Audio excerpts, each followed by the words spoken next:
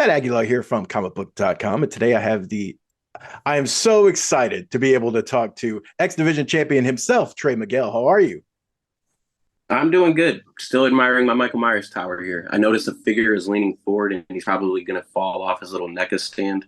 I'm going to have to push him back a little bit. These things are really hard to keep up. And in my sleep, they fall over all the time. It's the scariest thing in the world. I'm just like, who's shooting? So I gotta say, 20 minutes ago, I was over here tinkering because literally, I guess I You understand. nudged the shelf It's a whole process. and And one then of when you're them like, digging in there, that's it. yes, Yeah, very they'll much. fall into each other. They'll do the domino thing. The worst part is I have the glass IKEA case, and when I shut it, there's a magnet that holds it shut. But no matter how slowly or softly I put this thing to it, it rattles. It just like pulls it in, and it'll shake this little cage. Stuff will fall right over. Like accessories will fall off. I have an alpha predator that has one of his weapon attachments on his forearm. That thing just falls off like it's nobody's business. There's just no way to keep a cool display. Yeah, the stuff always looks super sick on the figure or by the side, and they rarely last. It's like they end up lost, or You I gotta had a do it. You have yeah. to compromise the integrity of the figure just to display it. That's why I Very, used to yes. keep them in boxes. I used to not unbox them and just keep them in there, but you run out of room. That Yeah. takes up so much real estate in your room, so had to just do it.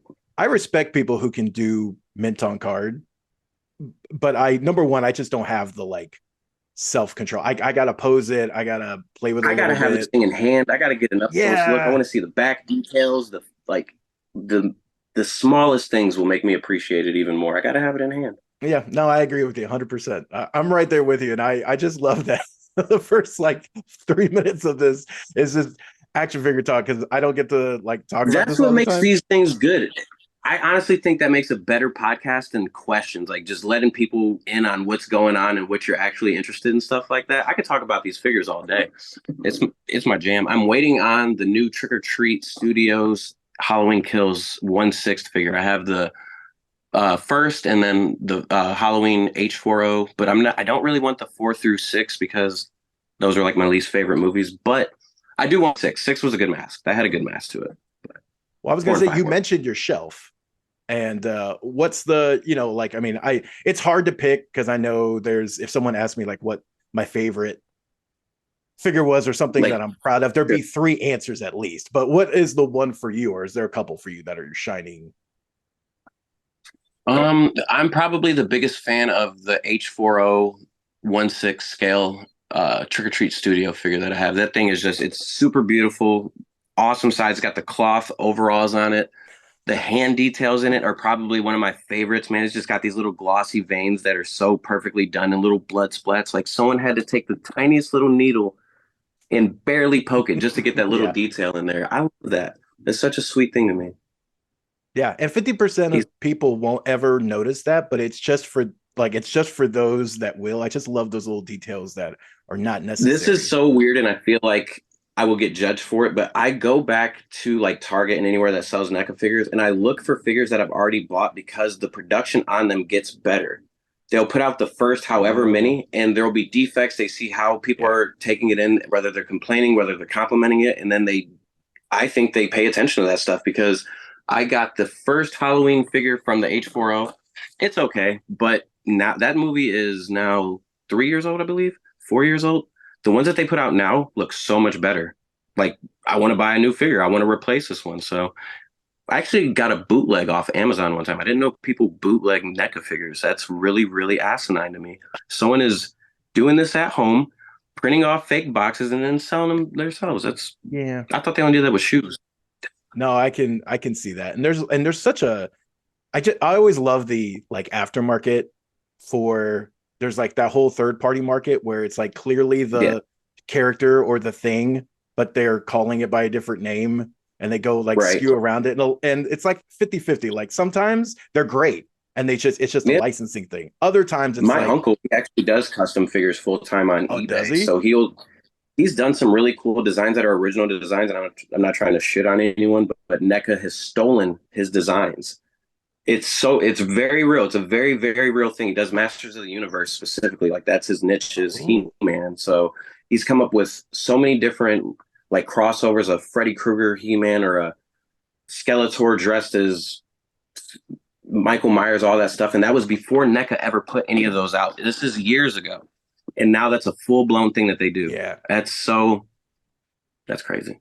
because they've done I the actually don't even have, I'm the worst nephew in the world. He makes some of the coolest stuff that I would collect, and I've never gotten one from him. oh my god, you got to have a Terrible. spot on the shelf, man. It's in the I'm running out of family. spots. I have a full wall of pops over there, and I asked my little brother the other day, I'm about to move. It's like, do you want to take these, dude? You can unbox them, you can smash them, you can do whatever you want with them. I'm just not going to take them. Yeah, I got that way with comics for a minute. I was like, I had so I many never long played them. boxes. Yeah, well, I got one as a gift. It was Friday the 13th, and then from there, I was like, maybe I'll get a Michael Myers one. And then I found out there's like 7 Michael Myers. I was like, maybe I need all 7. that's how it starts. It's how it starts. It's how everything starts. Yeah, very much. Okay, I'll let you do your job now. I No, feel bad. no, this is awesome. I love this. I clearly I am very much up for this, and I Ross is also. sitting on the other side. Oh, Get is to he? it. Get Hey, to it. let's I talk have a about problem. wrestling. Let's talk about the show. um, That's what we're here for. well, you know what though? It's all of it, and that's actually why I just adore wrestling interviews because I feel like that Venn diagram crosses over so much, and there's just so much fun to be Yeah. had in those things. One of the things we do have coming up though is of course Sacrifice, and Mhm. Santino has already been making his presence felt in Impact, and you're going to have a opponent coming up here for the show, and Lince Dorado is going to be that opponent. What can you tease about that? Are you excited to match up with him? What are you kind of feeling going into that? You want to know how I feel? I feel like I should be way more excited to share a locker room with Santino Marella because I watched him as a kid. He was one of my favorites, and now the man is serving me BS. I wanted to be friends with him, and he's making it so hard with this not paying attention to me, not giving me matches that I want. It's cool. It's all good. Do you? I'm friends with Lindsay. I'm going to throw a banana peel in the ring, watch him slip. I'm going to take his mask off, spray paint that green, give it back to him, and keep my X Division belt, and probably hang out with Lindsay after the match. So there's no love lost there. It's just like, hey, that's business. It's good to go. No, if anything, I'm going to look Santino in the eye after and be like, never do that again. And we'll never be friends either. Oh man, that's a I shame told because I know somebody it's. the reason why he's hating me is because my snake has more scales than his. That was an innuendo. Yes. Thank you. No, It's just when he came in to Impact, I mean, did you at least get a moment of like, oh man, like I know there's that thing of like, don't meet, people you look up to or like, meet your favorites and stuff. Did you I at least don't. get a moment before it all went Yeah, I south? did, and I don't believe that. They're like, don't overstep or don't ask for pictures or don't be super fanboy. How?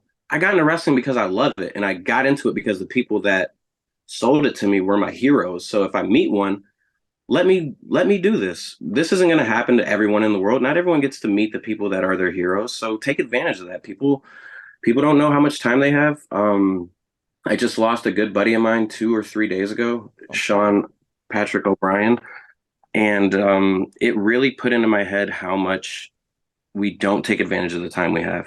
Take pictures with the ones you love. Take the risk and ask someone like, "Hey, is it okay if I get a picture with you? I looked up to you as a child. This would mean a lot to me." And I feel like as long as you approach it with like in a professional manner, it's never going to be a problem. My older brother Mikey is one of my biggest supporters, and he was just as big of a wrestling fan growing up as I was. And his favorite wrestler was Ken Shamrock. And the first time I was on a show with Ken at Impact, I just approached him and I told him my brother looked up to you our entire childhood. If I take a picture with you and send it to him, it'll blow his mind. It'll make his life. Can I take this picture? And he was super polite. He said, yeah, let's do it. Asked about my brother. What's his name? What does he do? And I feel like you can get that reaction out of him every time if you just approach it correctly. And I encourage to do that. I think we should whitewash this idea of being respectful and giving people distance. Sure, there's a time and place to do that, but there's also a time and place where it's appropriate. So just look for that moment and then take your shot. No, that's awesome. And no, you're right. Like not everyone gets to, I always used to laugh because like when I first moved to Nashville, I used to talk to people all the time and they're like, oh, I saw this person out at the mall or I saw this person out. I was like, I've been here like 4 years. I haven't seen anybody. So Yeah, you never know when you're gonna run into, someone you look up to. So yeah, I no, that still live in Toledo where I grew up. And when I go to the mall every now and again, I'll get noticed. Someone will come up to me, they'll be excited. I take the time to chill with them or ask them, answer questions, ask them questions, take a picture if they want. You just, if you mean that to them, that's really sweet. That's super cool. I don't see myself in that light. So if I have the opportunity to pay that forward, it helps me to continue to take those chances. You know what I mean? Like when I meet Yeah. people that I really look up to, I know how I would respond. So I just kind of hope that they would and give them the benefit of the doubt that that's it. That's the experience I'll have. Well, looking ahead, because it's already been, a great year for you. You're obviously champion. You're after your win here. See, I said after your win coming up here. What do you? I mean, Bound for Glory is coming up 2023. There's still a lot of it left. What are you hoping to Are you hoping to check something off the bucket list? Is there something that you haven't achieved here that you want to by the end of the year? It's probably not relevant to him or anyone else, but one of the biggest things that I think about is how long I did the program with Ace Austin for the X Division Championship, and there was absolutely no payoff. There just wasn't. I lost every match against him. I never went up. Uh, Never got the belt. While that was probably the hungriest I've ever been to be the X Division champion because it felt like it was going to happen. It felt like it was just literally less than an inch away, and it just didn't go through. So I feel like if I could have a match with him as champion, beat him as champion, that would be something that I'd really like to do. I need to beat Ace Austin. He tried to bang my mom. Yeah, no, I'm well, never gonna let that go. yeah, I was gonna say you can't let that go. That's one of those things, Creo cross the line. But also it would be a great closing chapter for you, it seems. Yeah. Yeah. And it feels like it's just something that got left unfinished, if that makes sense. So I don't like stories with no ending. Was there like a particular reason why you feel like it kind of was just kind of abruptly just kind of cut off? For reasons I don't know. Yeah.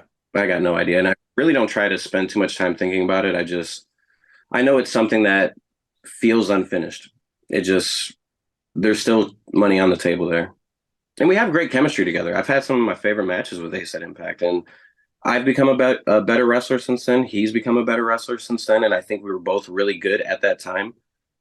I think we could redo that on an entirely different scale Oh, for or sure. level up performing. Absolutely. Well, it's like the figures you talk about, right? Those matchups will be even Yeah, better yeah. because you just get better with time. You get the Um, feedback, you see what people did like, what they didn't like, what you can change, what you don't need to change, and then you can produce something that pleases more people and yourself. So, yeah, I need to run that back. And if we did that at Bound for Glory, that'd be really cool. That's our biggest show of the year. Be the biggest win to defend my belt against the dude that kept me from it for so long. So, that'd be a hefty emotional currency right there. Absolutely. Big payday. Well, and I know I've got to let you go here, but you brought up a big moment, right? Bound for Glory, one of the biggest, the biggest show with Impact. And one of the things that you're a favorite at comicbook.com, the gears are always out of the park. The Future Foundation gear, Carnage gear. There's a lot No of one gets it. No one understands the black and white. No one ever caught that. Yeah, it's a Future Foundation. no, Let's go. it was Let's go. awesome. Yeah. So it's just do you have one, I guess, have there been any to this point that you've wanted to get out there and just haven't been able to put together for whatever reason? And what can you tease about what's coming up next? When it comes to gear, Yeah. um, I don't have anything like waiting, any ideas like that, or I want it. So when I did the Spider-Man to like or Venom taking over Spider-Man, and then I went to full Venom, and then I had Carnage taking over Venom. I feel like I just need to do a full Carnage now. So all red would be sweet. I have another set of gear that's kind of like that, but it's not themed to be that. So we do have another Spider-Man movie coming out. So maybe once that's being thrown around with trailers and whatnot, I'll come up with some fresh ideas. That's what I needed. I need to see new stuff. Yeah. Every design that we've come across and produced was based off of the video game suits. I love that video game so much, and it had such a long list of suits that you could wear. So when I played the Miles Morales, that's what the first gear was based off of, the Miles suit. And then the blue one was just the same design, just to have a different color because I needed to switch it up a little bit. And depending on what we see coming up, I would like to do a Gwen set. Her colors are really, really cool. The black, white, pink, and blue. I think we could do something Yes. cool with that. Oh yes. Oh well, yeah. So I mean, sign us up for that. Spider-Man. It's one of those things. Like, there's some amazing costumes with superheroes, but few people have as many cool ones as the like Spider-Man family. It's like Batman family and Spider-Man family. I feel like those two I are kind of believe I separate. ordered like 11 different spider tights last year. That's so many different. Spider-Man doesn't, he's never worn 13 different suits in one movie or even two or three. So, well, I mean, Spider-Man 3, but you get what I'm saying. It is like, Yeah. I feel like ultimate Spider-Man, but it felt like it was starting to die. It stopped being as relevant, and I needed to get away from it for a little bit. But now that another movie's coming out, it'll be relevant again, and I can go back to my roots. Love it. Well, thank you so much for taking the time to talk. All the best success, and you This know, has uh, been one of my favorite movies in a long time. oh, I'm so glad. Oh, I'm so glad. I just love geeking out about stuff. So this was amazing. So I do appreciate it. I appreciate you. Thanks so much. And of course, you can check out all of our coverage on Impact Wrestling right here on comicbook.com. All right, I'll hit stop on the record.